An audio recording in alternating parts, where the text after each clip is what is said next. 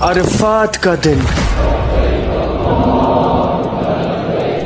ایک ایسا دن جہاں ایک انسان گرا، ایک انسان نے سب کچھ قربان کر دیا اور ایک نے پوری انسانیت کو بچایا۔ کیسے یہ تینوں واقعہ ایک ہی جگہ پہ ملتے ہیں، اور سب سے عجیب بات یہ تینوں الگ الگ زمانے ہیں اور تینوں الگ الگ زمانے ایک ہی دن پہ کنیکٹ ہوتے ہیں، 9 ذی الحجہ، عرفات کا دن۔ سوچو، ایک سنسان میدان، نہ شہر نہ آواز، صرف انسان اور اس کا رب، اور یہیں سے واقعہ شروع ہوتا ہے آدم علیہ السلام کا۔ جب وہ جنت سے زمین پہ آئے تو وہ تنہا تھے، کھو گئے تھے، اور پھر ایک دن انہوں نے اسی میدان میں اپنی غلطی کو پہچانا اور ان کی روح سے دعا نکلی۔ لیکن سوال یہ ہے کہ یہی جگہ کیوں؟ ہزاروں سال بعد ایک اور پروفٹ ابراہیم علیہ السلام، ان کے سامنے دنیا کا سب سے بڑا ٹیسٹ، اپنے بیٹے کو قربان کرنا۔ پر رک جاؤ، یہ کوئی سیکریفائس کا واقعہ نہیں ہے، کیونکہ یہ ٹیسٹ بھی اسی سفر کا حصہ تھا جو عرفات کے میدان پہ کمپلیٹ ہوتا تھا۔ یہ صرف قربانی نہیں تھی، یہ سبمیشن کی انتہا تھی۔ اور کچھ سالوں بعد پھر آتا ہے وہ لمحہ جب انسانیت کے لیے ایک ٹرننگ پوائنٹ بنا۔ محمد رسول اللہ صلی اللہ علیہ وسلم عرفات کے میدان میں کھڑے ہیں، لاکھوں لوگ، خاموشی اور ایک آخری پیغام۔ رسول اللہ صلی اللہ علیہ وسلم فرماتے ہیں کہ آج میں نے دین کو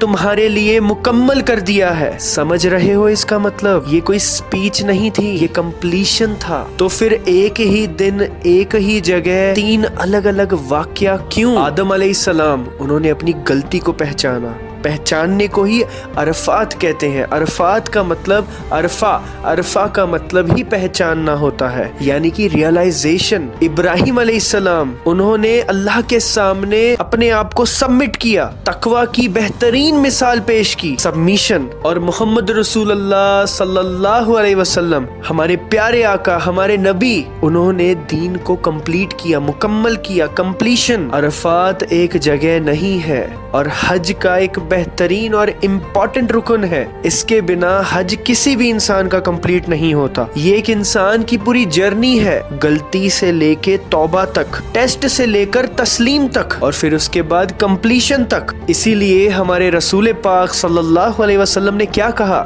انہوں نے کہا حج ہی عرفہ ہے، کیونکہ اگر تم نے عرفہ کو نہیں سمجھا تو تم نے حج سمجھا ہی نہیں۔ تو اب دوبارہ سوچو، ایک دن آدم علیہ السلام نے اپنی غلطی کو پہچانا، ابراہیم علیہ السلام نے ٹیسٹ دے کے اپنے تقوی کی مثال قائم کی، اور رسول اللہ صلی اللہ علیہ وسلم نے دین کو مکمل کیا۔ اس ویڈیو کو آپ نے لازمی شیئر کرنا ہے۔